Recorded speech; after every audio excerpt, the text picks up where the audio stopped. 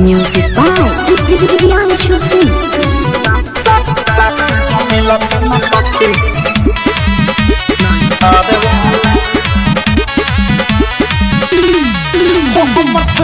जवानी खूब कहरेला उठे आग नस नस मोरा लहरेला जवानी खूब कहरेला उठे आग नस नस मोर लहरेला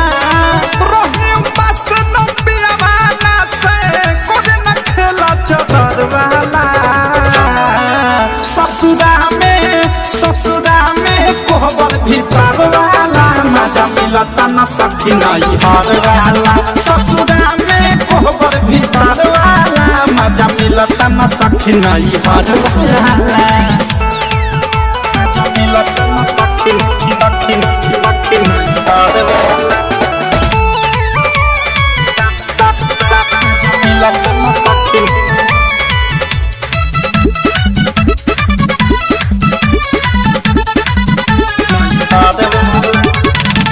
हिलेला न डोलेला न रहे बन मुरतिया टुकुर टुकुर ताकेला खाली हमारे सुरतिया हिलेला न डोलेला न रहे बन मुरतिया टुकुर टुकुर ताकेला खाली हमारे सुरतिया भैंस के दूधे आदे घर वाला ससुरा में कोहबर भीतर वाला मजा मिलता न सखी नहीं हर वाला ससुरा में कोहबर भीतर वाला मजा मिलता न सखी नहीं हर वाला मजा मिलता न सखी नहीं हर वाला Nitya Recording Studio. दोस्त नया देश के बातें फुटल मोर मामा बैठी बैठी खाला मधुकर करे न कौनो मामा करे न कौनो दोस्त न प्रियांशु के बातें फुटल मोर मामा